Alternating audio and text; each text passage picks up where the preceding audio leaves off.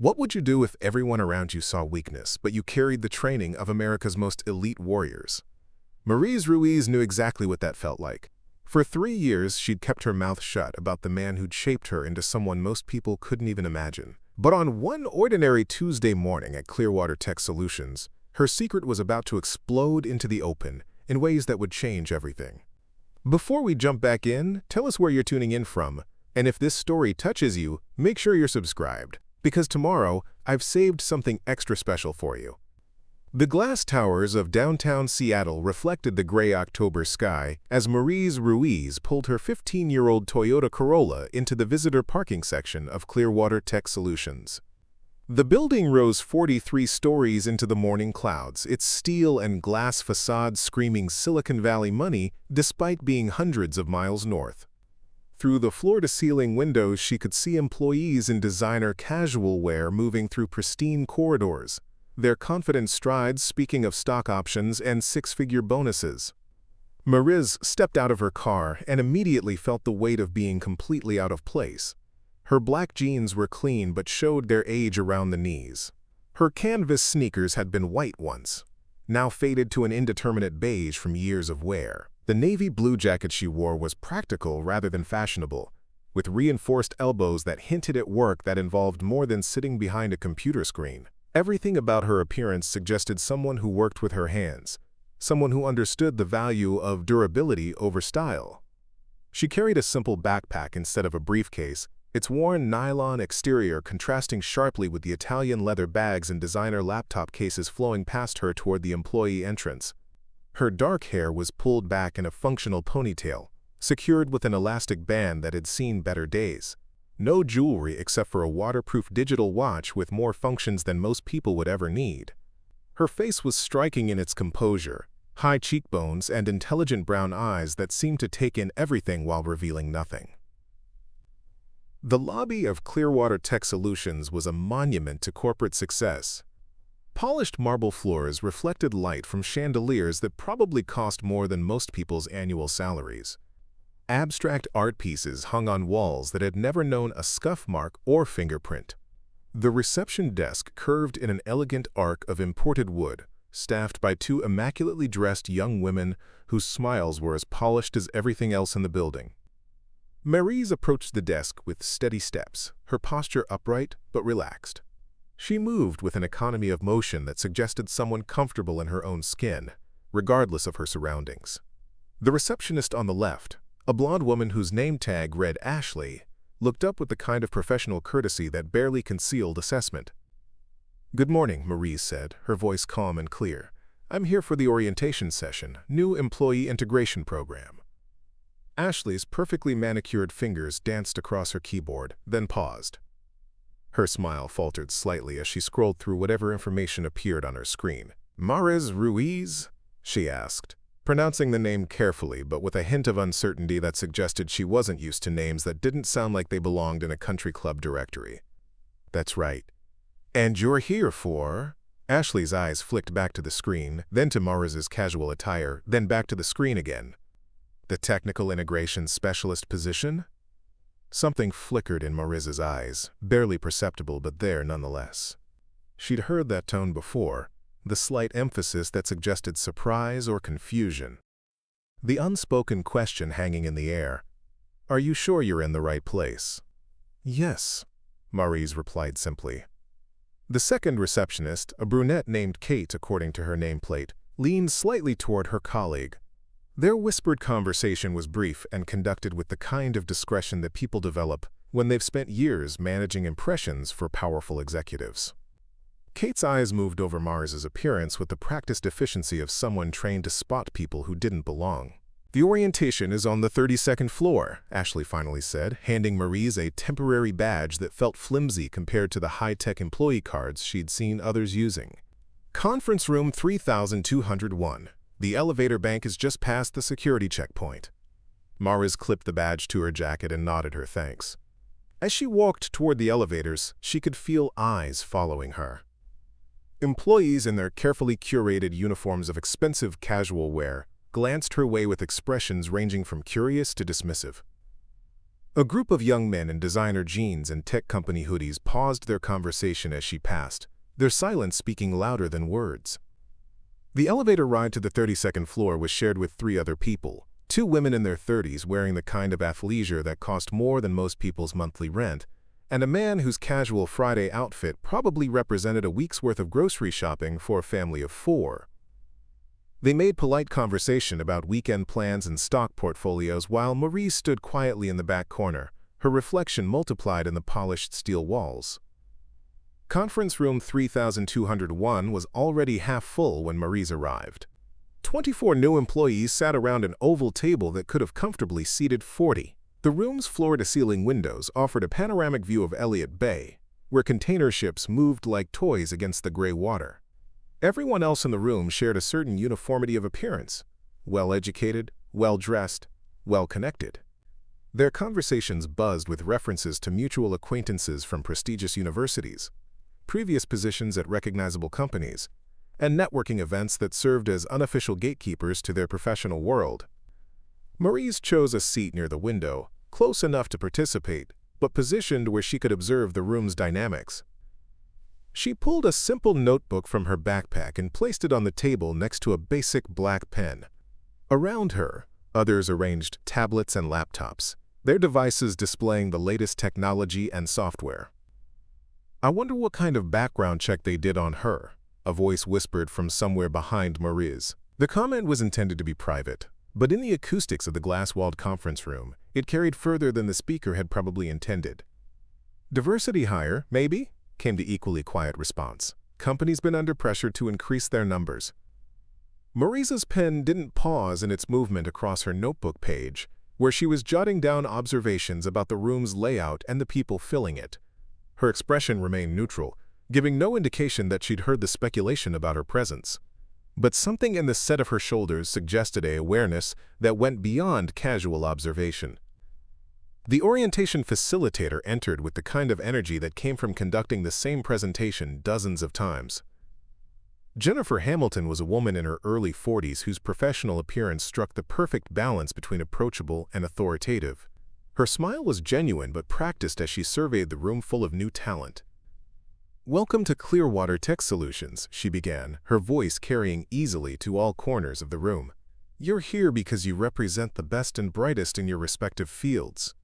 Over the next 6 weeks, you'll be integrated into teams that are working on projects that will shape the future of cybersecurity and digital infrastructure." As Jennifer began outlining the company's history and culture, Mariz listened with the kind of focused attention that suggested more than polite interest. Her eyes moved between the presenter and the assembled group, taking in verbal and nonverbal communications with equal care. When Jennifer mentioned the company's government contracts and security clearance requirements, something shifted almost imperceptibly in Mariz's posture. "Our work here requires the highest levels of integrity and discretion," Jennifer continued. "Many of you will be working on projects that directly impact national security. The trust placed in you by this company and by our government partners is not something we take lightly." Around the table, the new employees nodded with the kind of eager enthusiasm that came from recent graduates and career changers excited about their new opportunities. They looked like people who had been preparing for this moment their entire educational and professional lives, people who had followed traditional paths from elite schools to prestigious internships to coveted positions. Mariz looked like someone who had taken a very different path to reach the same destination. During the break that followed Jennifer's presentation, the new employees naturally clustered into small groups. Conversations flowed around shared experiences from similar educational backgrounds and professional networks. Business cards were exchanged with the casual efficiency of people who understood networking as a fundamental life skill. Mariz remained seated, using the time to review her notes and observe the social dynamics playing out around her. She didn't approach any of the forming groups, but neither did she seem uncomfortable with her solitary position. When Jennifer announced that they would be moving to the next session, Mariz was ready, her notebook closed, and her backpack shouldered with the kind of efficient movement that suggested someone accustomed to adapting quickly to changing situations. As the group prepared to leave the conference room, a young man named Bradley Peterson fell into step beside Mariz. His approach was casual but deliberate, the kind of calculated friendliness that came from someone who had been taught that networking was as important as technical skills. "Interesting presentation," he said, his tone suggesting an opening for conversation rather than a genuine observation about Jennifer's remarks. "Yes," Mariz replied simply. Bradley waited for elaboration that didn't come. His smile became slightly more forced as he tried again. "I'm Bradley, by the way. MIT, Computer Science. Before this, I was doing cybersecurity consulting for financial firms in Boston." "Mariz," she responded, offering no additional information about her background or previous experience. The silence that followed was filled with the sound of 24 people gathering their belongings and moving toward the elevator bank. Bradley's confidence wavered slightly as he realized that Mariz wasn't going to volunteer the kind of biographical details that had been flowing freely among the other new employees. "So," he tried once more, "what's your background? Previous experience?" Mariz's eyes met his briefly, and Bradley saw something there that made him unconsciously straighten his shoulders. Not hostility or irritation, but a kind of calm assessment that suggested she was evaluating him in ways that went beyond professional courtesy. "Various things," she said simply, and something in her tone suggested that the conversation was over. As they waited for the elevator, Bradley rejoined a group of his new colleagues, his expression carrying the slight confusion of someone who wasn't used to being dismissed so effortlessly. Around him, conversations continued about graduate school experiences and previous positions, creating an informal hierarchy based on prestigious affiliations and recognizable company names.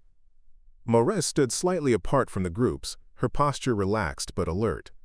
She seemed completely comfortable with her position as an outsider, as if she had long ago made peace with being underestimated by people who confused credentials with capability. The afternoon sessions would prove more interesting than the morning's presentations, but as the group moved toward their next destination, none of them, including Mariz, could have anticipated just how dramatically their assumptions about each other were about to be challenged. Preparing and narrating this story took us a lot of time, so if you are enjoying it, subscribe to our channel, it means a lot to us. Now back to the story. The 28th floor of Clearwater Tech Solutions hummed with the kind of controlled energy that came from brilliant minds working on problems that could reshape entire industries. The cybersecurity division occupied the entire level, its open-concept workspace, designed to foster collaboration among some of the most talented digital security experts in the Pacific Northwest. Workstations equipped with multiple monitors created islands of focused activity, while glass-walled meeting rooms provided spaces for sensitive discussions that required both privacy and transparency.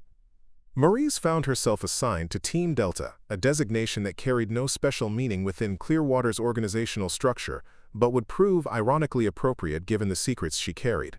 The team occupied a corner section of the floor, its 12 workstations arranged in a configuration that encouraged both individual focus and group collaboration. Floor-to-ceiling windows offered views of Puget Sound, where ferries moved like clockwork between Seattle and the surrounding islands. Team Delta's leader was Cameron Mitchell, a woman in her early 30s whose reputation within the company bordered on legendary. Graduate of Stanford's computer science program, former penetration testing specialist at Google, and holder of more cybersecurity certifications than most people collected parking tickets. Her corner office was a shrine to technical achievement, awards from industry organizations, framed certificates from prestigious training programs, and signed photographs with technology executives whose names appeared regularly in Forbes and Wired. Cameron's leadership style reflected her background in environments where intellectual superiority was currency and credentials determined social hierarchy.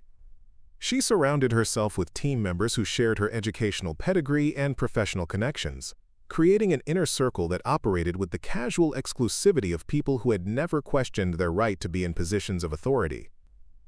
"All right, everyone," Cameron announced, as the team gathered for their first formal meeting with the new additions. "We're bringing 3 new specialists into our group, and I want to make sure everyone understands what we're working on here." The existing team members arranged themselves around the conference table with the unconscious confidence of people who belonged. Marcus Webb, MIT graduate and former NSA contractor, sat with the relaxed posture of someone accustomed to being the smartest person in any room. Stephanie Cross, Berkeley PhD in computer science and author of 2 books on network security, reviewed her tablet with the focused intensity that had made her a sought-after consultant before joining Clearwater. Jonathan Hayes, Carnegie Mellon alumnus and veteran of 3 successful tech startups, leaned back in his chair with the easy authority of someone whose previous exits had been measured in millions rather than thousands. The 3 new team members took seats along one side of the table. Bradley Peterson, still carrying the eager enthusiasm from his MIT education, sat forward attentively. Sarah Kim, Stanford graduate with experience at Apple's security division, arranged her notebook with precise attention to detail. And Mariz, who pulled out her simple pen and paper while everyone else opened laptops and tablets. Our current project involves developing next-generation intrusion detection systems for critical infrastructure, Cameron began, her presentation polished from dozens of similar briefings. We're talking about protecting power grids, water treatment facilities, transportation networks, the kind of targets that keep national security officials awake at night. She clicked through slides showing network diagrams and threat assessment matrices, her explanations peppered with technical terminology that separated industry insiders from casual observers. The existing team members nodded with the kind of engaged comprehension that came from shared educational experiences and professional vocabularies. The sophistication of modern cyber threats requires us to think beyond traditional defensive measures, Cameron continued. We're developing predictive algorithms that can identify attack patterns before they fully materialize, using machine learning models trained on classified threat intelligence. Mariz's pen moved steadily across her notebook page, but her note-taking style differed markedly from her colleagues. While others transcribed technical details and theoretical frameworks, she sketched out network topologies and potential vulnerability points, with the kind of practical focus that came from thinking about systems in terms of how they could actually be compromised. "Questions so far?" Cameron asked, her gaze sweeping across the new team members with the expectation of engaged curiosity. Bradley raised his hand with academic eagerness. "What kind of threat actors are we primarily concerned with? State-sponsored groups, criminal organizations, or insider threats?" "Excellent question," Cameron replied with the approval of a professor acknowledging a promising student. "We're primarily focused on advanced persistent threats, typically state-sponsored groups with significant resources and sophisticated capabilities." Sarah followed with her own question about the mathematical models underlying their detection algorithms, earning similar approval for her technical depth and theoretical understanding. When Cameron's attention turned to Mariz, the expectation was clear: contribute to the intellectual discourse that defined the team's culture. "Any questions about our approach or methodologies?" Mariz looked up from her notebook, her dark eyes meeting Cameron's with calm directness. "What's the average detection time for your current systems when facing adaptive adversaries?" The question landed differently than the previous ones. Where Bradley and Sarah had asked about concepts and theories, Mariz was asking about performance under real-world conditions. Cameron's smile became slightly more forced as she recognized the implication that her sophisticated systems might not be as effective as their theoretical specifications suggested. "Our current algorithms show significant improvement over industry standards," Cameron replied, her tone carrying the subtle edge that appeared when her expertise was questioned. "We're achieving detection rates that exceed 90% in controlled testing environments." "And in uncontrolled environments?" Mariz asked quietly. The silence that followed was brief but noticeable. Marcus Webb shifted in his chair, his expression carrying the first hint of irritation with the direction of the conversation. Stephanie Cross looked up from her tablet with the kind of sharp attention that suggested she was reassessing the new team member, who was asking inconveniently practical questions. "Real-world deployment involves variables that are difficult to replicate in testing scenarios," Cameron said, her professional composure intact but clearly strained. "That's why we focus on developing robust theoretical frameworks that can adapt to changing conditions." Mariz nodded and returned to her note-taking, but something had shifted in the room's dynamics. The easy flow of technical discussion had been interrupted by questions that challenged the gap between theoretical sophistication and practical effectiveness. After the meeting, the team members dispersed to their workstations with varying levels of enthusiasm for the day's assignments. The existing team members fell into familiar patterns of collaboration, their conversations flowing easily between technical problem-solving and social bonding.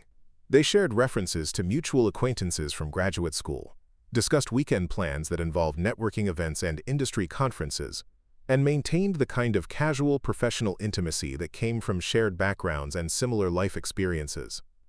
Mariz was assigned a workstation near the team's periphery, its location suggesting either thoughtful placement for someone who might need time to integrate or subtle segregation from the core group dynamics. She set up her workspace with efficient minimalism, her notebook, her basic pen, and a few personal items that revealed nothing about her background or interests. "So Mariz," Marcus said during the afternoon break, approaching her workstation with the casual confidence of someone initiating what he expected to be a routine getting-to-know-you conversation. "Cameron mentioned you have an interesting background. What kind of experience brings someone to Clearwater?" The question was posed with friendly curiosity, but Mariz recognized the underlying assessment taking place. Marcus wanted to place her within his mental framework of professional hierarchies and social classifications. Where had she gone to school? What companies had she worked for? What mutual connections might they share? "Various security work," Mariz replied, her tone pleasant but uninformative. Marcus waited for elaboration that didn't come. His smile maintained its professional warmth, but his eyes showed the slight confusion of someone encountering unexpected resistance to routine social mapping. "Security work covers a lot of ground," he tried again. "Corporate security? Government contracting? Consulting? What sector?" "Different sectors," Mariz said simply, turning back to her screen, where she was reviewing network documentation with the kind of focused attention that suggested the conversation was secondary to her immediate priorities. Marcus exchanged a glance with Stephanie, who had been listening from the neighboring workstation. Their shared look carried the kind of subtle communication that developed between people who are accustomed to operating within similar social and professional frameworks. "We find that shared experiences really help with team cohesion," Stephanie interjected, her tone carrying the helpful authority of someone explaining organizational culture to a newcomer. "Most of us have worked in similar environments, attended similar programs. It creates a common vocabulary that makes collaboration more efficient." The implication was clear. Successful integration into Team Delta required demonstrating the kind of credentials and connections that defined the group's identity. Mariz's refusal to provide biographical details wasn't just antisocial, it was potentially disruptive to the team's established dynamics. "I'm sure we'll find common ground," Mariz replied without looking up from her screen. The dismissal was polite but unmistakable. Marcus and Stephanie returned to their workstations with the slightly strained expressions of people who had encountered an unexpected social obstacle. Around them, other team members continued their routine interactions, but a subtle undercurrent of awareness had emerged. By the end of the week, Team Delta had established an informal hierarchy that placed Mariz firmly at its periphery. She completed her assigned tasks with quiet efficiency, but her refusal to engage in the social bonding that characterized the group's culture had marked her as an outsider. During lunch conversations about graduate school experiences, she remained silent. When discussions turned to industry networking events, she offered no corresponding experiences. When technical debates arose that required demonstrating theoretical knowledge gained through formal education, she contributed practical observations that suggested a different kind of expertise. "She's competent enough," Cameron confided to Marcus during one of their regular one-on-one meetings. "Her work quality is solid, and she seems to understand the technical requirements. But there's something about her that doesn't quite fit with our team culture." Marcus nodded with the understanding of someone who had noticed the same dynamics. "She's not exactly a team player. Doesn't seem interested in building the kind of collaborative relationships that make our work effective.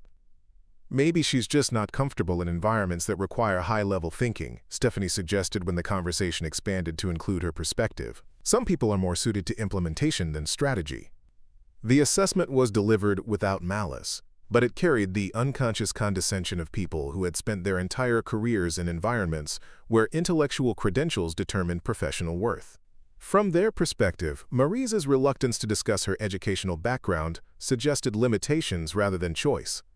What none of them knew was that Mariz Ruiz had been trained by someone who understood that the most dangerous enemies were the ones who revealed nothing about their capabilities until the moment those capabilities became necessary.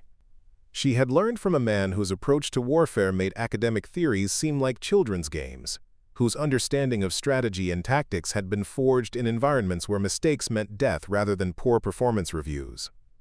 But that knowledge remained her secret, hidden behind a facade of quiet competence that her colleagues had decided to interpret as evidence of intellectual limitation rather than strategic restraint. The first real test of Team Delta's dynamics was about to arrive in the form of a crisis that would reveal just how much they had misunderstood about the quiet woman they had so casually dismissed. 3 weeks into her tenure at Clearwater Tech Solutions, Mariz Ruiz had become the team's invisible member. She completed assignments with methodical precision, attended meetings where her input was rarely requested, and maintained the kind of professional distance that her colleagues had interpreted as evidence of her limited social capabilities. The subtle exclusion had evolved into something more deliberate, a systematic campaign to demonstrate where she belonged in Team Delta's hierarchy. The catalyst came during Clearwater's monthly Innovation Showcase, a company-wide event where teams presented their latest developments to senior leadership and potential clients. The 28th floor's main conference room had been transformed into a presentation theater, complete with professional lighting and recording equipment that would capture every moment for the company's marketing department. Team Delta's presentation was scheduled for 2:30 p.m. prime time in the afternoon agenda, when executives would be most attentive and potential clients most engaged. Cameron Mitchell had spent weeks preparing her slides, coordinating with the marketing team to ensure a perfect visual presentation, and rehearsing her delivery to eliminate any possibility of technical difficulties or awkward pauses.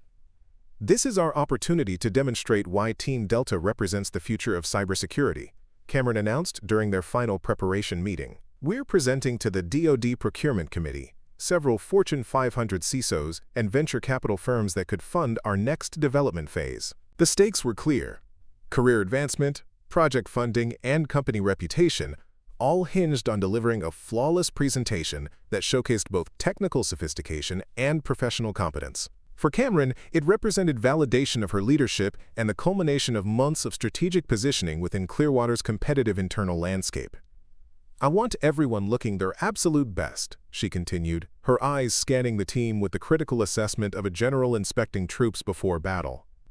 Professional attire, polished presentation skills, and the kind of confidence that demonstrates why we're industry leaders. Marcus, Stephanie, and Jonathan nodded with the eager anticipation of people who had spent their careers preparing for exactly these kinds of high-stakes presentations. They understood the unspoken rules. Dress for the audience you wanted to impress, speak with the authority that came from prestigious credentials, and project the kind of intellectual confidence that separated elite performers from ordinary employees. Mariz, sitting at the back of the room with her usual notebook and pen, simply nodded acknowledgement. She had been assigned the role of technical support, a position that would keep her safely in the background, while the team's more presentable members handled client interaction and executive briefings. "Mariz," Cameron said, her tone carrying the careful patience of someone addressing a potentially problematic team member, "I want you to handle equipment setup and be ready to pull up specific technical documentation if we need supporting materials. Think you can manage that?" The question was posed as a request, but everyone in the room understood it as an assignment that reflected Mariz's perceived limitations. Technical support was where you placed people who possessed useful skills but lacked the social sophistication required for client-facing responsibilities. "Of course," Mariz replied simply. The day of the presentation arrived with the kind of corporate pageantry that Clearwater reserved for its most important events. The conference room filled with an audience whose collective net worth could have funded small countries. Defense Department officials in tailored suits, technology executives whose companies shaped global digital infrastructure, and investment professionals whose decisions could make or break entire industries. Team Delta assembled in the preparation room adjacent to the main conference space, their appearances carefully curated for maximum professional impact.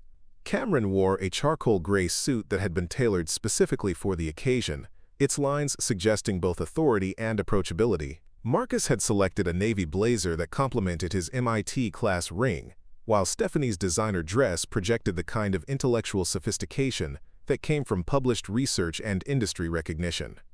Mariz wore black slacks and a white button-down shirt that were clean, pressed, and completely unremarkable.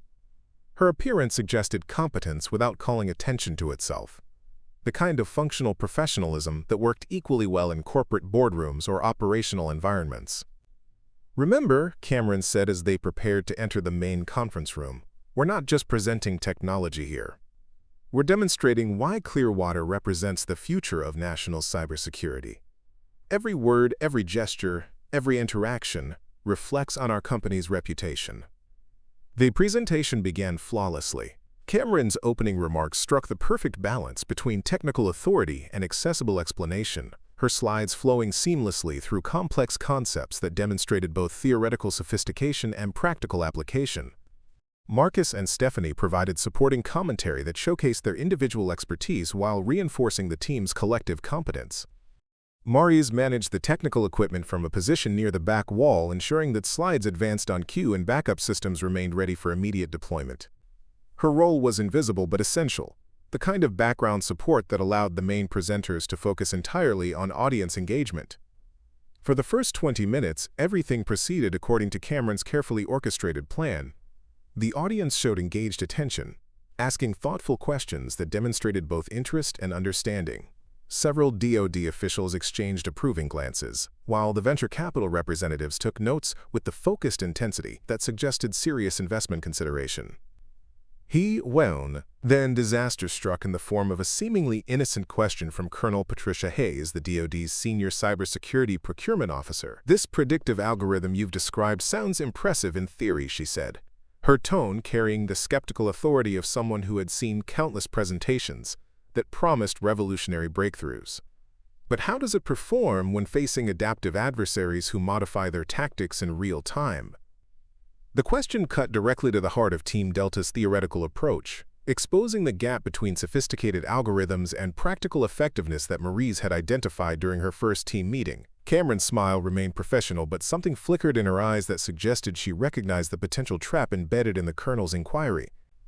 "Our testing protocols demonstrate significant improvement over existing detection systems," Cameron replied, falling back on the statistical safety of controlled environments and laboratory conditions.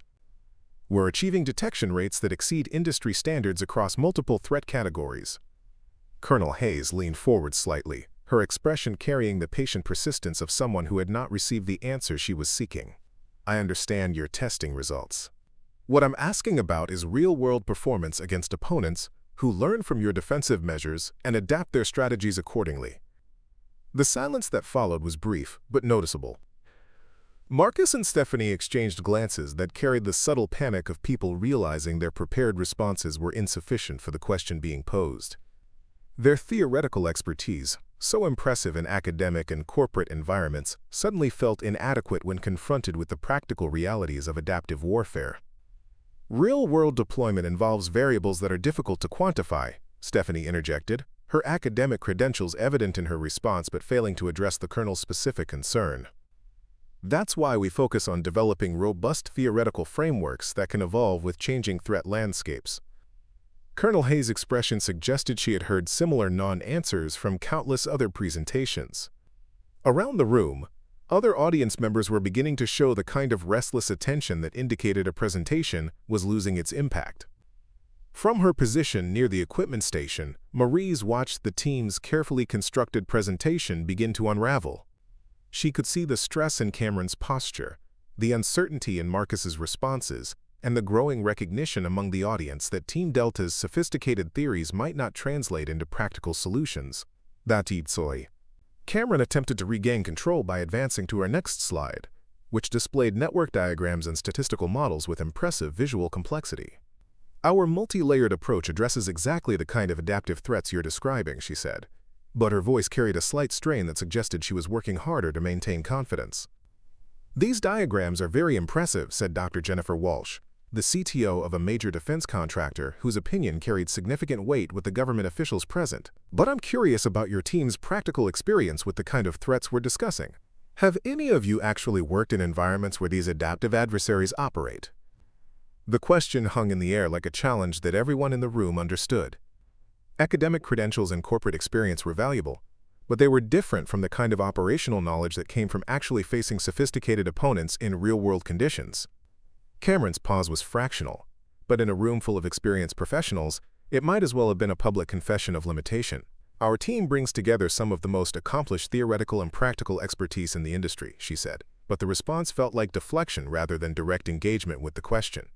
Marcus attempted to provide supporting detail about his NSA contracting experience, but his description of analytical work and risk assessment sounded increasingly academic when measured against the practical operational experience the audience was seeking.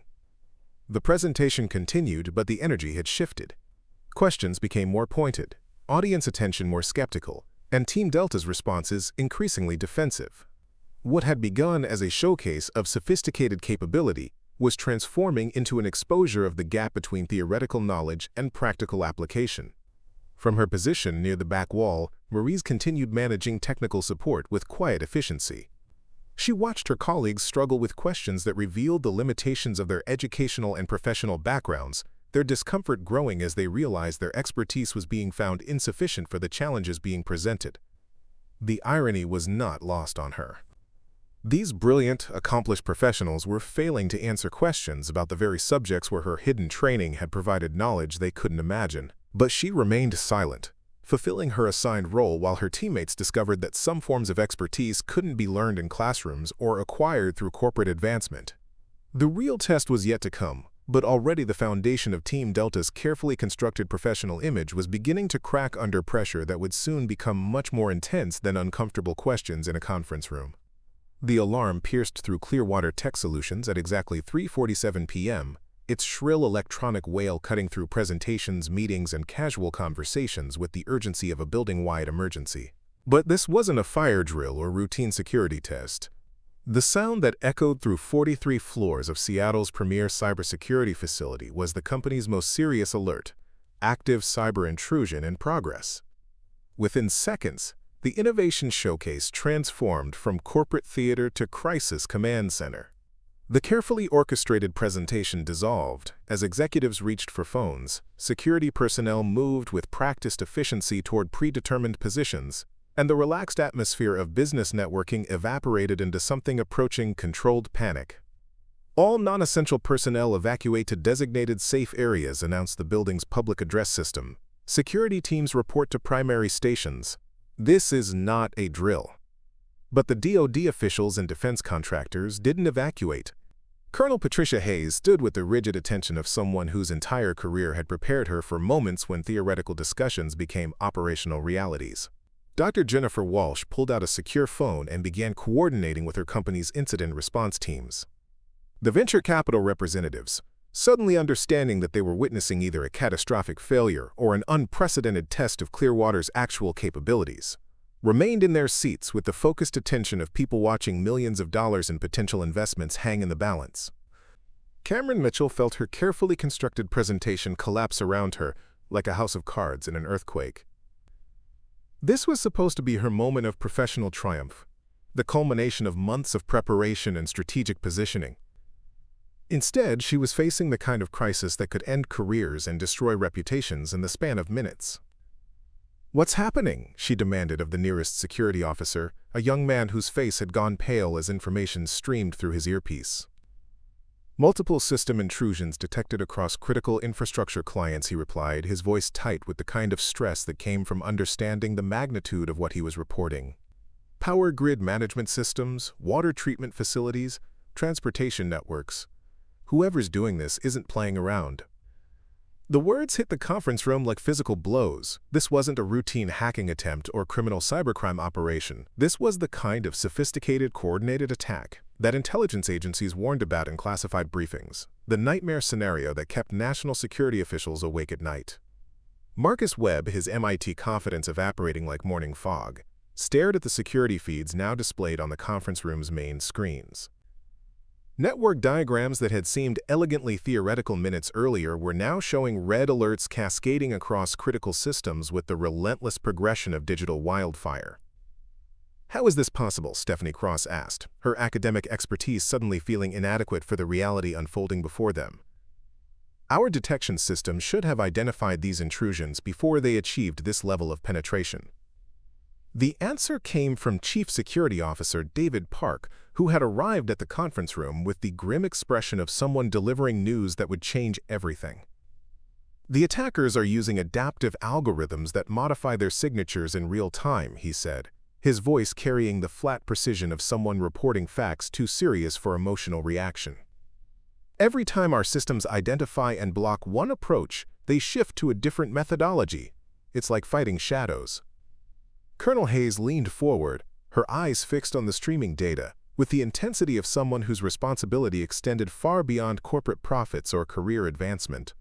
"How many critical systems are compromised?"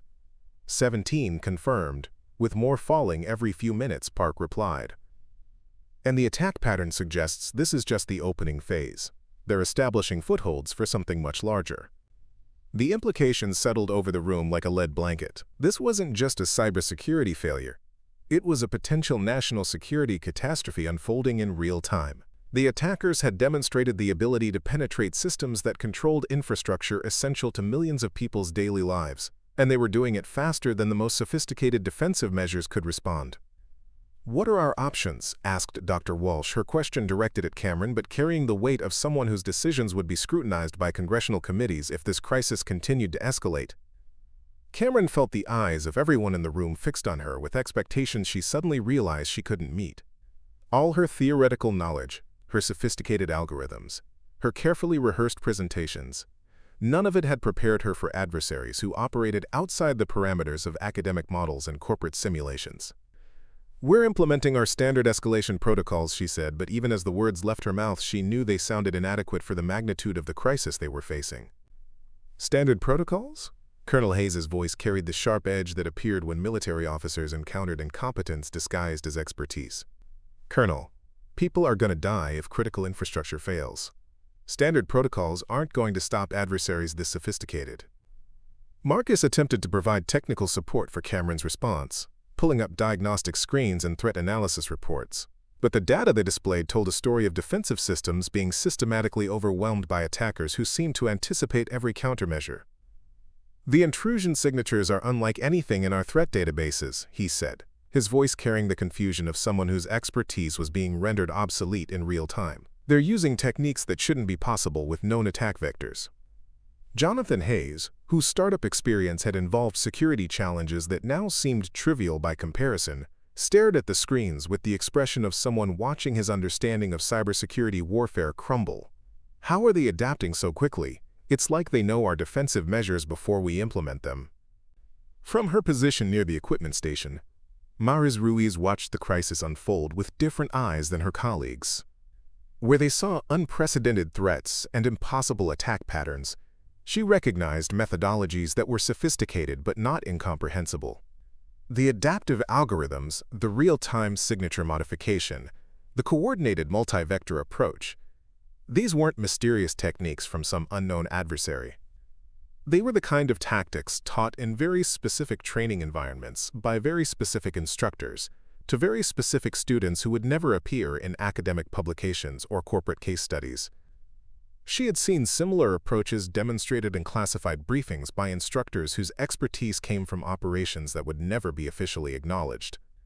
She had practiced countermeasures against exactly these kinds of adaptive adversaries in training scenarios that prepared operators for enemies who fought without rules or conventional limitations. But she remained silent, managing technical equipment while her colleagues struggled with threats that exceeded their educational and professional experience. Her assigned role was technical support, and she had learned from the best teacher in the world that sometimes the most effective action was patient observation until the moment when intervention became essential. The crisis deepened as additional alarms began sounding throughout the building. Water treatment systems in 3 counties were showing anomalous readings. Traffic management networks in downtown Seattle were experiencing cascading failures. Emergency dispatch systems were reporting intermittent communications disruptions. "This is moving beyond cybersecurity into active threats to public safety," Colonel Hayes announced, her tone shifting from professional concern to operational urgency. "I'm authorizing emergency response protocols and requesting immediate technical assistance from all available resources." Cameron felt the weight of failure crushing down on her like a physical force.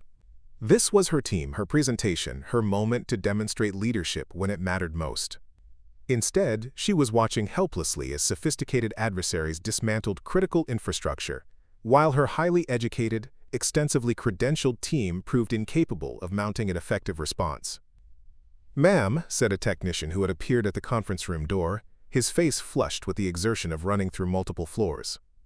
"We're getting reports that the attackers have penetrated the backup systems. They're not just disabling primary defenses, they're eliminating our ability to recover." The words landed like hammer blows. Backup systems were supposed to be isolated, protected by air gaps and redundant security measures that made simultaneous compromise theoretically impossible. If the attackers had overcome those safeguards, they possessed capabilities that went far beyond conventional cybercriminal organizations. Dr. Walsh spoke into her secure phone with the rapid-fire precision of someone coordinating emergency responses across multiple agencies. "We need every available resource on this immediately. Contact NSA, Cyber Command, and DHS. This is beyond corporate incident response." As federal agencies were being notified and emergency protocols activated, the conference room filled with additional personnel, senior executives whose quarterly profits were evaporating in real time, government officials whose careers depended on preventing exactly this kind of catastrophic failure, and technical specialists whose expertise was being systematically overwhelmed by adversaries who seemed to possess unlimited capabilities. Through it all, Mariz continued her assigned duties with quiet efficiency, managing equipment and monitoring communications while chaos erupted around her. She watched colleagues she had worked with for weeks discover that their impressive credentials meant nothing when facing enemies who had been trained by people who understood warfare as something far more sophisticated than academic theory. The moment when her silence would end was rapidly approaching, but it hadn't arrived yet. When it did, everyone in that room would discover just how much they had misunderstood about the quiet woman they had dismissed as technically competent but strategically limited. The crisis was about to become much more serious, and their assumptions about who could provide solutions were about to be shattered completely. At 4:23 p.m., as critical infrastructure systems continued falling like dominoes across the Pacific Northwest, Mariz Ruiz made a decision that would change everything. She had watched her colleagues struggle for 36 minutes with attack patterns she recognized, defensive failures she could have prevented, and escalating chaos that threatened to spiral beyond any possibility of containment. The moment came when a new alarm pierced through the conference room's controlled panic, the distinctive tone that indicated compromise of Seattle's emergency medical dispatch system. Ambulances were losing communication with hospitals. Emergency rooms couldn't coordinate with first responders. People would die while sophisticated algorithms debated theoretical solutions to practical problems. Mariz stepped away from her equipment station and walked toward the central command displays with the kind of purposeful movement that suggested someone who had made a decision and would not be deterred from implementing it. "Excuse me," she said quietly, her voice cutting through the urgent conversations and rapid-fire technical discussions with the clarity of someone who expected to be heard. The room's attention turned toward her with varying degrees of confusion and irritation. Cameron's eyes flashed with the sharp annoyance of someone whose crisis was being interrupted by a subordinate who should have remained in her assigned support role. Colonel Hayes looked up from her secure communications with the expression of someone whose patience for civilian bureaucracy had reached its absolute limit. "What is it, Mariz?" Cameron asked, her tone carrying the strained courtesy of someone managing multiple catastrophes while trying to maintain professional composure. Mariz positioned herself directly in front of the main tactical display, where red warnings cascaded across network diagrams like digital blood flowing through the arteries of critical infrastructure. Her posture was relaxed but alert, suggesting someone who was comfortable being the center of attention despite weeks of deliberate invisibility. "I need access to the primary response console," she said simply. The request landed in the room like a small, explosive device. Marcus Webb turned from his diagnostic screens with the expression of someone who had heard something so unexpected that his brain required several seconds to process it. Stephanie Cross looked up from her threat analysis reports with confusion that bordered on disbelief. "Access to what?" Cameron asked, her voice carrying the sharp edge that appeared when her authority was challenged by someone who should have known better. "The primary response console," Mariz repeated, her tone remaining calm despite the obvious tension her request had created. "I can stop this." The silence that followed was filled with the sound of alarms, urgent radio communications, and the underlying hum of a building-wide crisis response that was failing to contain threats that continued escalating beyond all previous parameters. Colonel Hayes studied Mariz's face with the intense scrutiny of someone whose career had depended on rapidly assessing whether unfamiliar people possessed capabilities they claimed. What she saw there, calm confidence without arrogance, focused attention without panic, suggested someone who understood exactly what she was proposing. "You can stop this?" the colonel asked, her tone shifting from skeptical to carefully interested. "Yes," Mariz replied simply. Cameron felt something cold and sharp twist in her stomach as she realized that her carefully managed crisis was about to be complicated by a subordinate who was either experiencing a stress-induced breakdown or possessed capabilities that she had completely misunderstood. "Mariz," she said, her voice taking on the patient authority of someone explaining reality to someone who had lost contact with it. "This is a sophisticated nation-state level attack using adaptive algorithms that are beyond anything in our current defensive capabilities. Your technical support, you don't have the clearance or the expertise to—" "I have the expertise," Mariz interrupted quietly, her words carrying a weight that made several people in the room unconsciously straighten their shoulders. Dr. Walsh ended her phone conversation and focused her full attention on what was happening near the command displays. As someone whose responsibility included evaluating technical capabilities under extreme pressure, she recognized something in Mariz's demeanor that suggested this wasn't the desperate improvisation of someone overwhelmed by circumstances. "What kind of expertise?" Colonel Hayes asked, her question direct and professional. Mariz's eyes met the colonel's with steady directness. "The kind that's trained to fight adaptive adversaries who don't follow conventional rules." The implication hung in the air like smoke from a discharged weapon. Everyone in the room understood that conventional cybersecurity training, no matter how sophisticated, prepared defenders to fight enemies who operated within predictable parameters. The attackers they were facing had demonstrated capabilities that suggested training environments where such limitations didn't exist. "Explain," Colonel Hayes said, her tone shifting to the kind of command authority that expected immediate and complete compliance. Mariz turned toward the tactical displays, her eyes moving across the network diagrams and threat assessments with the focused efficiency of someone reading familiar information rather than learning new concepts. "The attack pattern uses honeypot infiltration followed by lateral movement through air-gapped systems," she said, her voice taking on the precise clarity of someone delivering a professional briefing. "They're not just adapting their signatures, they're predicting your adaptive responses and preparing countermeasures before you implement them."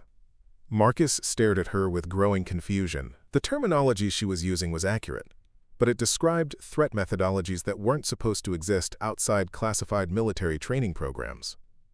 That's not possible," he said, but his voice carried uncertainty rather than conviction.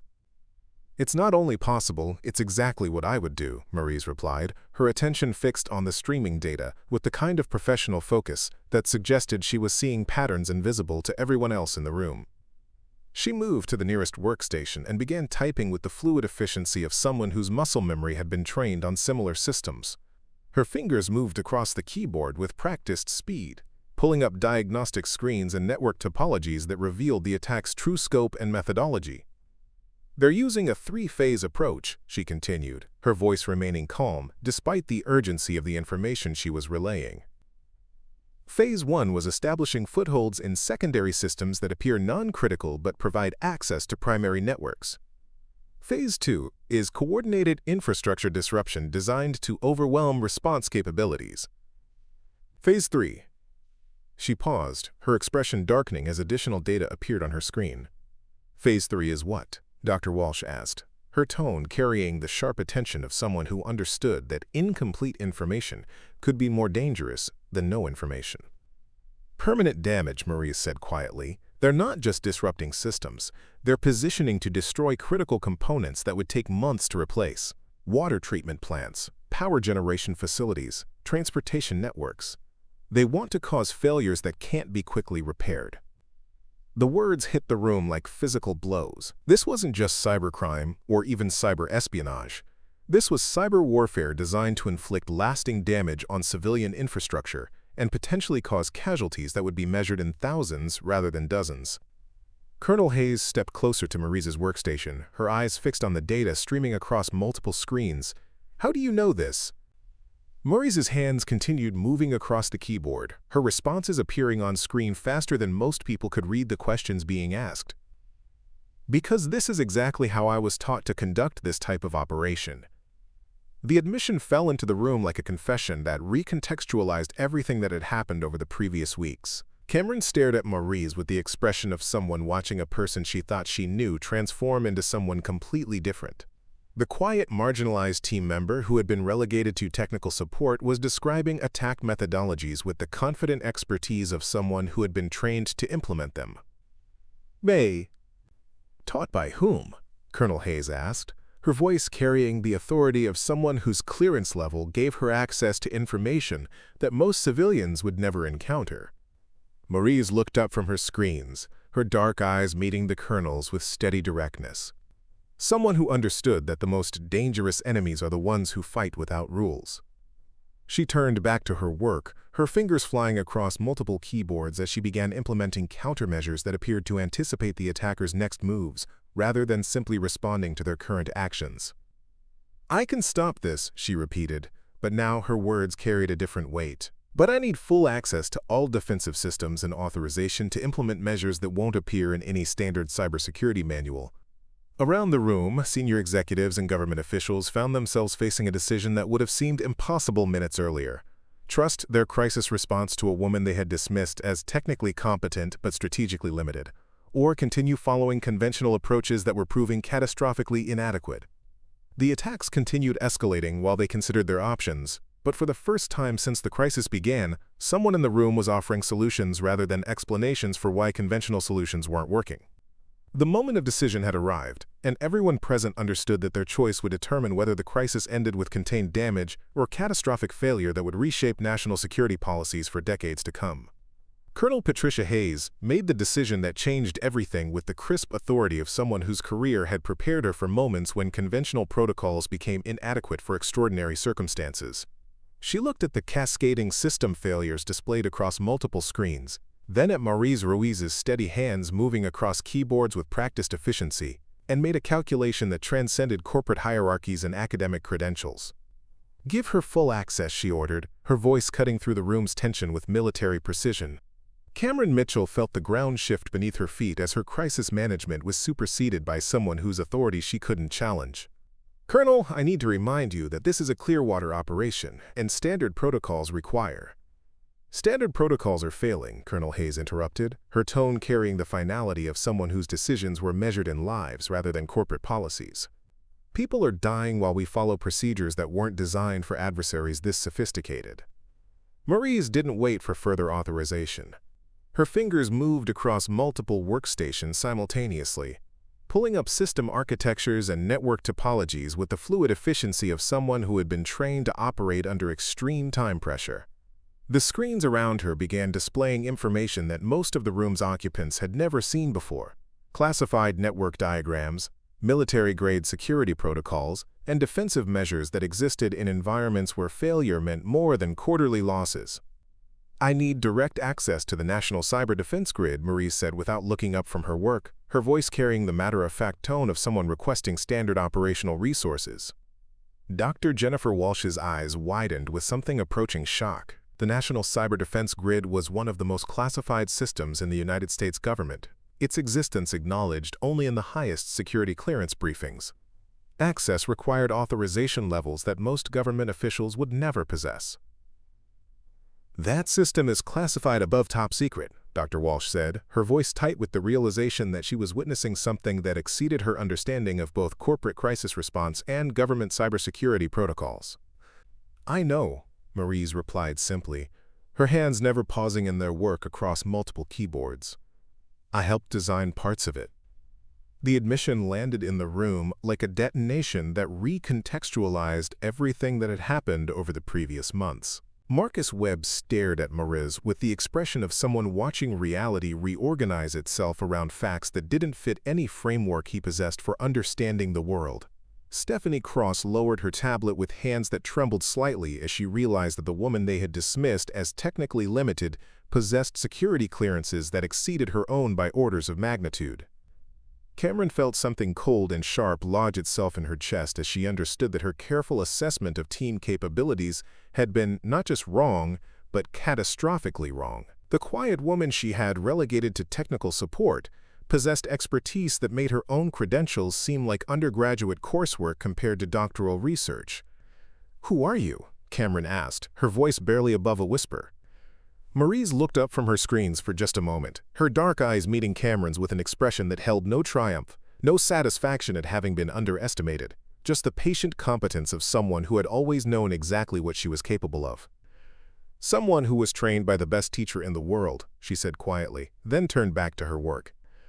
Her fingers flew across keyboards with renewed intensity, implementing defensive measures that appeared on screen faster than most people could read them. The cascading red warnings that had dominated the tactical displays began stabilizing as her countermeasures took effect. Network segments that had been compromised minutes earlier showed green status indicators as her defensive algorithms engaged the attackers with strategies that seemed to anticipate their moves rather than merely respond to them. Colonel Hayes moved closer to Mariz's workstation, her eyes fixed on the streaming data, with the focused attention of someone whose career had taught her to recognize genuine expertise when she encountered it. "Your teacher," she said, her tone carrying careful professional interest. "Was he military?" Mariz's hands paused for just a fraction of a second, the hesitation so brief that only someone trained to notice such details would have caught it.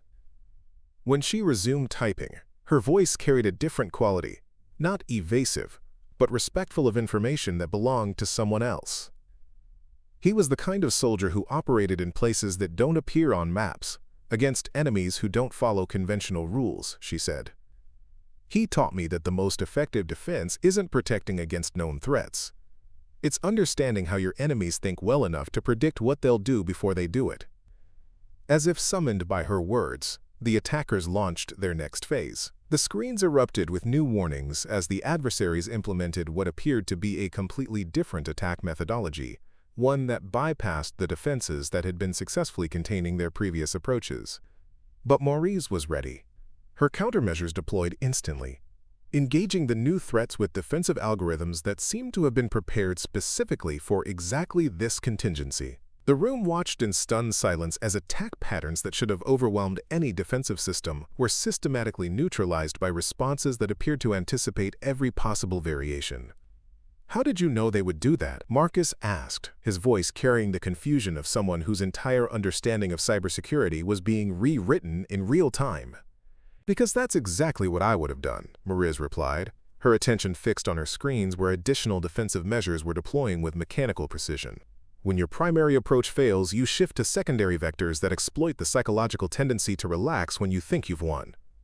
She turned to address Colonel Hayes directly, her expression carrying the professional seriousness of someone delivering a critical briefing. "This isn't random cybercrime, and it isn't even state-sponsored espionage. The coordination, the adaptive algorithms, the predictive countermeasures. Someone trained these attackers using methodologies that exist in very specific environments." "What kind of environments?" Colonel Hayes asked, though her tone suggested she already suspected the answer. "The kind where my teacher worked," Mariz said quietly. "The kind where warfare isn't theoretical, and enemies aren't bound by conventional limitations." Around the room, senior executives and government officials found themselves witnessing something that challenged their fundamental assumptions about both cybersecurity and the woman they had spent weeks categorizing as a marginally competent technical support specialist. The attack that had threatened to cripple critical infrastructure across multiple states was being systematically dismantled by someone whose expertise had been invisible until the moment it became essential. Dr. Walsh spoke into her secure phone with rapid-fire precision, coordinating with federal agencies whose emergency response protocols were struggling to keep pace with developments that exceeded all previous planning scenarios.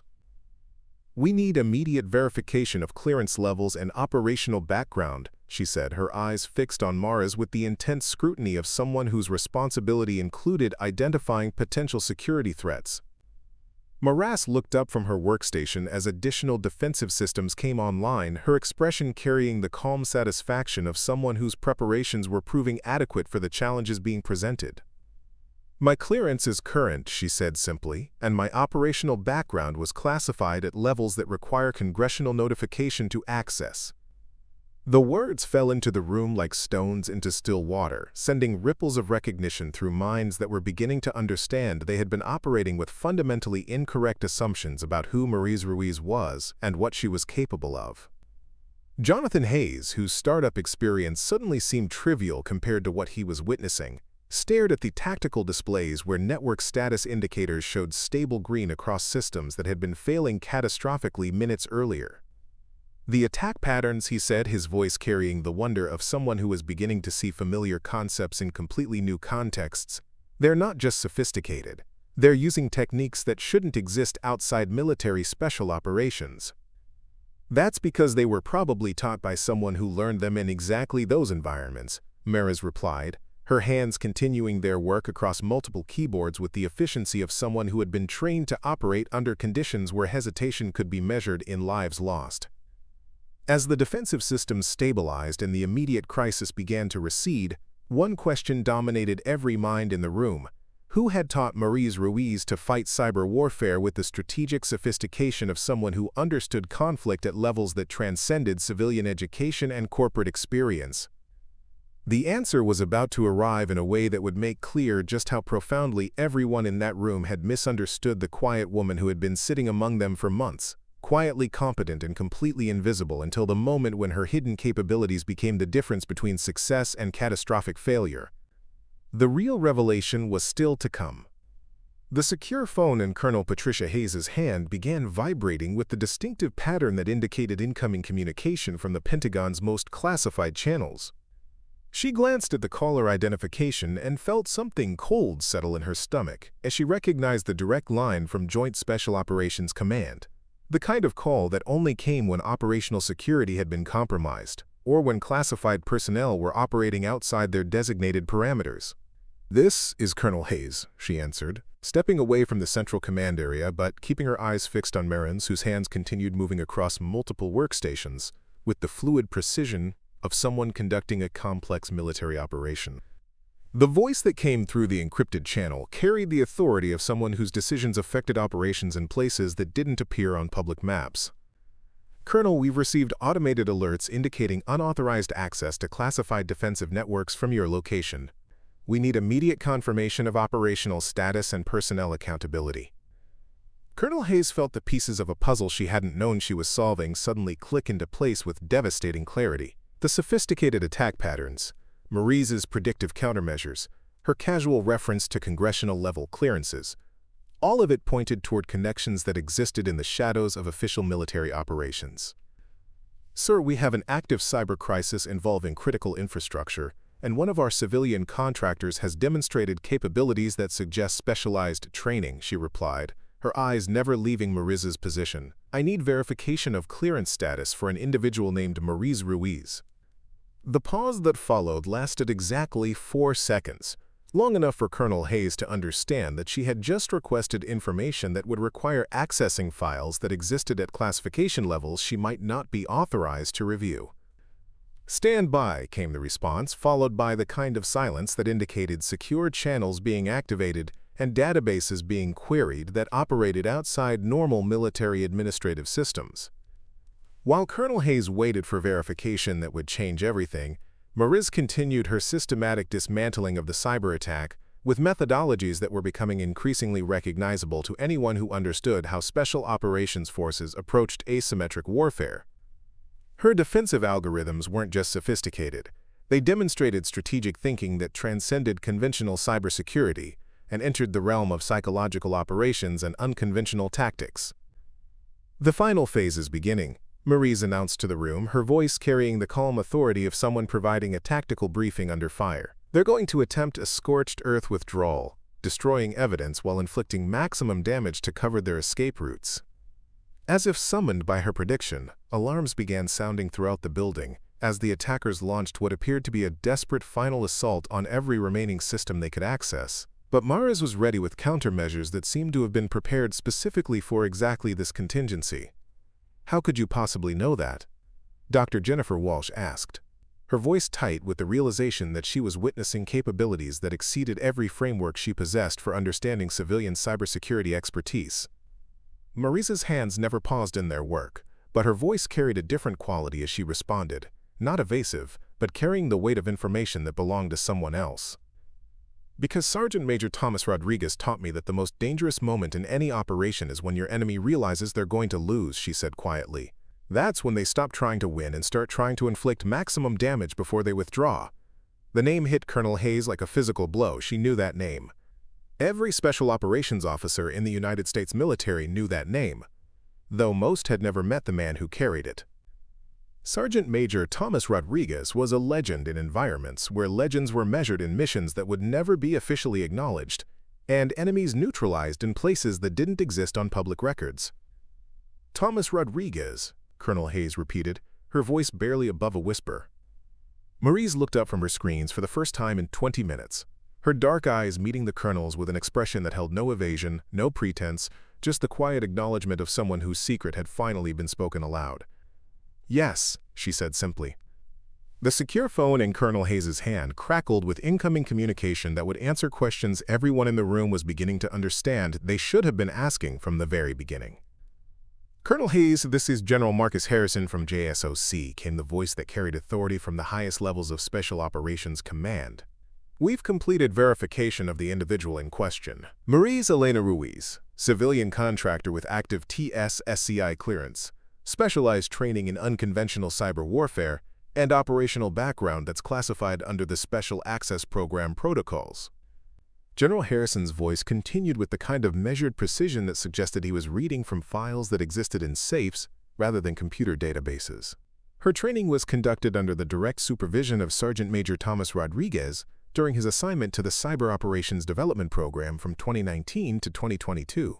Her operational effectiveness ratings are classified, but I'm authorized to tell you that her capabilities exceed those of most military specialists in related fields. Around the conference room, faces that had carried confusion and skepticism transformed into expressions of shock, recognition, and dawning understanding of just how profoundly they had misunderstood the woman they had worked alongside for months. Cameron Mitchell felt the world reorganize itself around facts that made her previous assessment seem not just wrong but almost criminally naive. The woman she had relegated to technical support had been personally trained by the most legendary special operations instructor in the United States military, a man whose students typically went on to missions that required congressional oversight and presidential authorization. Marcus Webb stared at his diagnostic screens where the sophisticated attack that had overwhelmed all his theoretical knowledge was being systematically dismantled by someone whose education had taken place in environments where failure meant more than poor performance reviews. His MIT credentials suddenly felt like kindergarten certificates compared to training that had been conducted in facilities he would never see and overseen by instructors he would never meet. "Sergeant Major Rodriguez," Dr. Walsh said, her voice carrying the reverent tone of someone who understood exactly what that name represented in the special operations community. "He's the one who developed the unconventional cyber warfare curriculum for Delta Force." Mariz's hands continued their work across multiple keyboards, implementing final defensive measures that would ensure the attacker's complete neutralization and prevent similar intrusions for the foreseeable future. But when she spoke, her voice carried a warmth that hadn't been present during the technical briefings. "He's the best teacher in the world," she said quietly, "and the best man I've ever known." The words fell into the room with the weight of personal truth that transcended professional acknowledgement. This wasn't just about training or credentials or operational capabilities. This was about a relationship that had shaped who Mariz had become and what she was capable of achieving. "He taught me that the most important battles are the ones that never make headlines," she continued, her eyes fixed on screens where the last vestiges of the cyber attack were being eliminated with surgical precision. "The ones where success is measured not by what you accomplish, but by what you prevent." Colonel Hayes ended her secure communication and approached Mariz's workstation with the expression of someone whose understanding of the entire situation had been fundamentally altered by information that changed everything.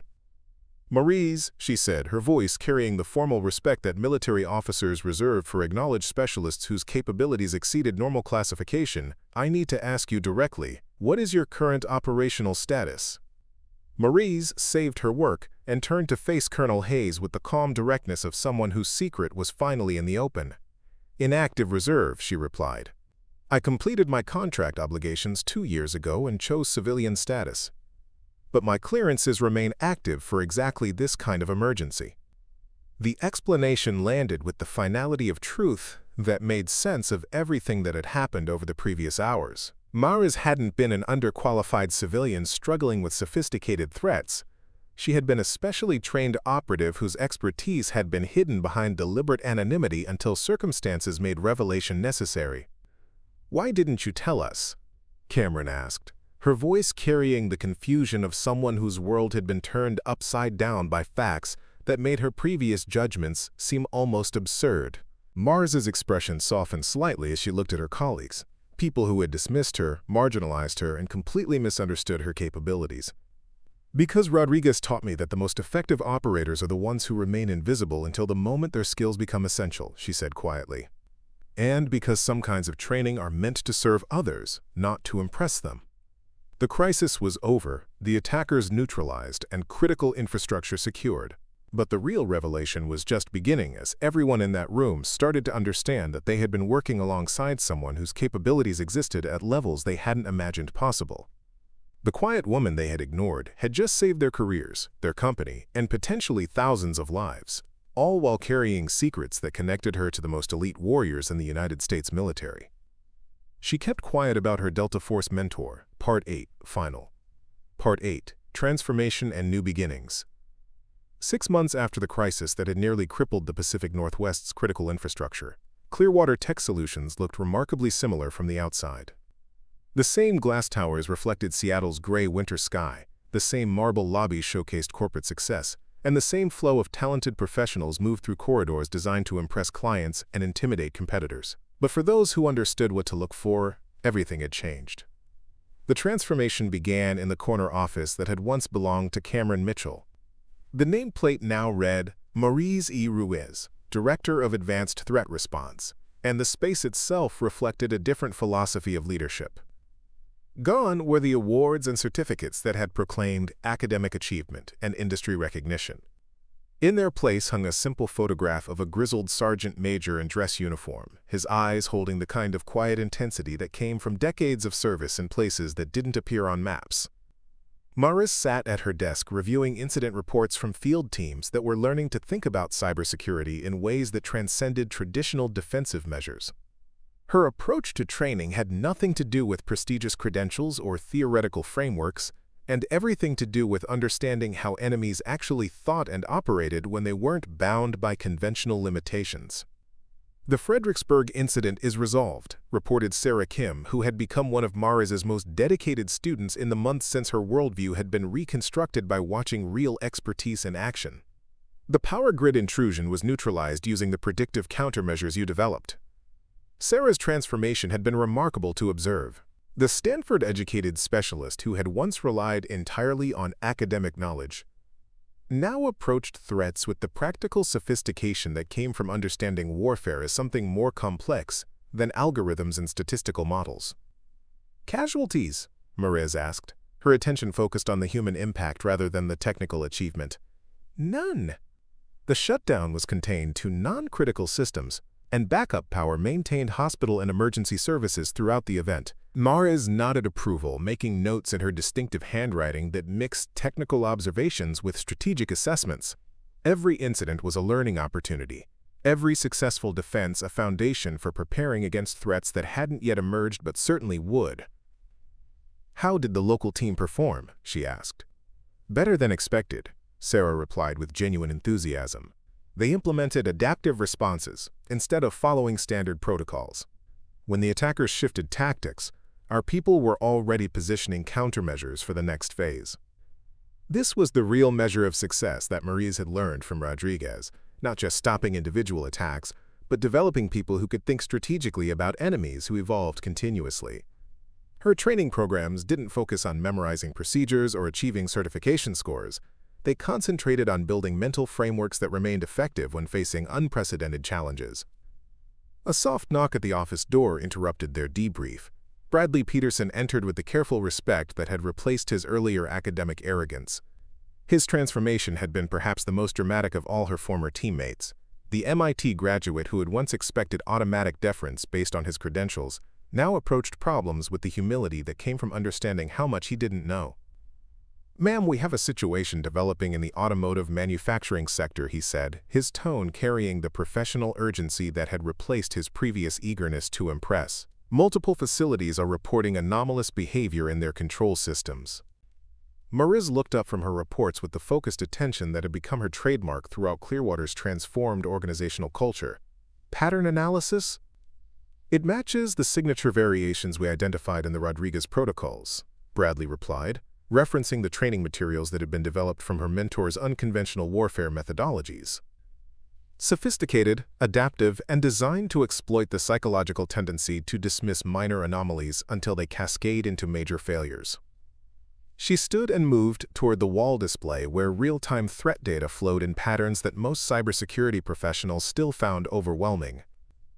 But to eyes trained by the best special operations instructor in the world, the information told a clear story of adversaries who understood that the most effective attacks began long before their targets realized they were under assault.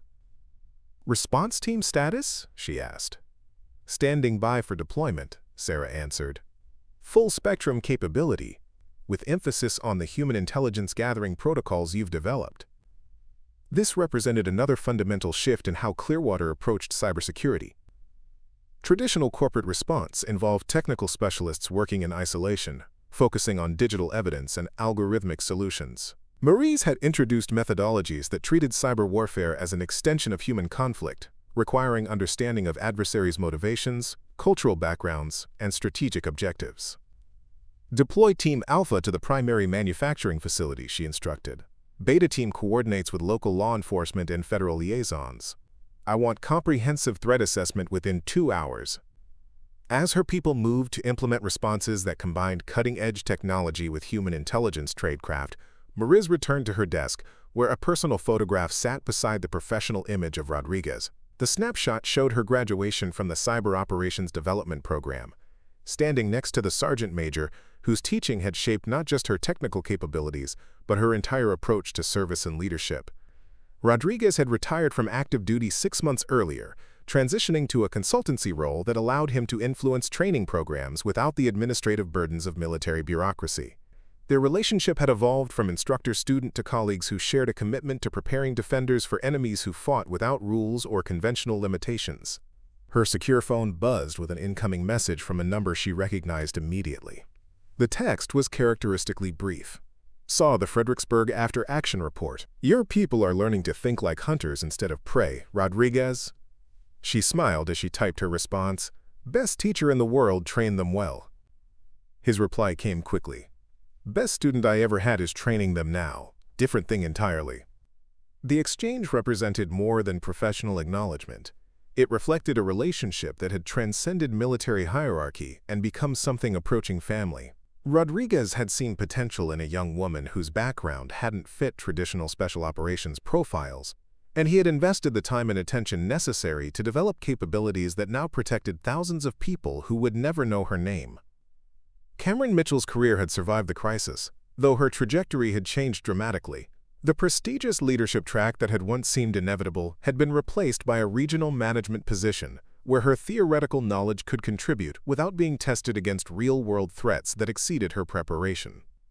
She had learned humility the hard way, but she had learned it thoroughly. Marcus Webb and Stephanie Cross had both requested transfers to other divisions, unable to reconcile their academic self-images with the reality of working alongside someone whose expertise made their credentials seem almost irrelevant. Their departures had been processed without drama or resentment.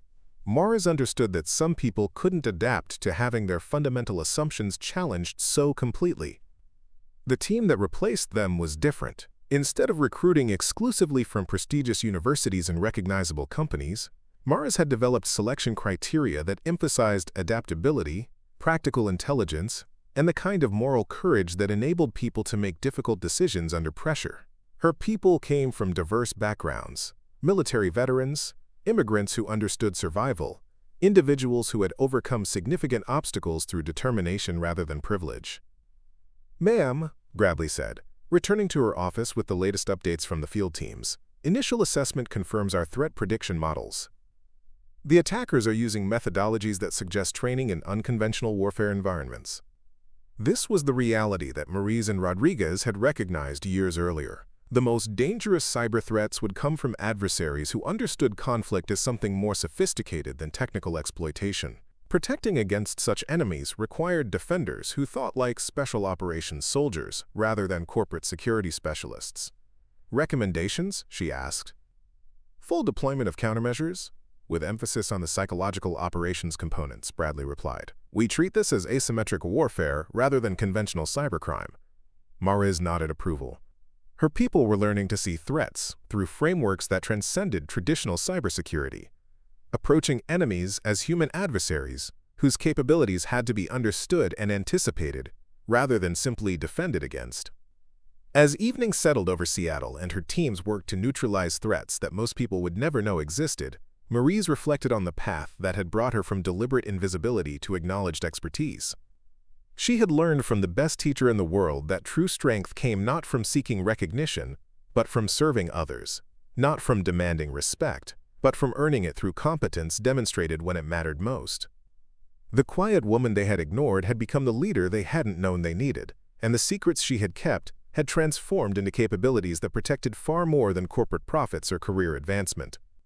Sometimes the most important victories were measured not in battles won, but in people protected, threats prevented, and a future made safer by those who chose service over recognition, competence over credentials, and quiet excellence over loud achievement.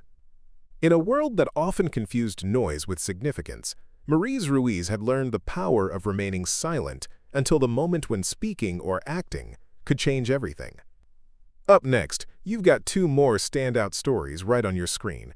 If this one hits the mark, you won't want to pass these up. Just click and check them out. And don't forget to like, subscribe, and turn on the notification bell so you don't miss any upload from us.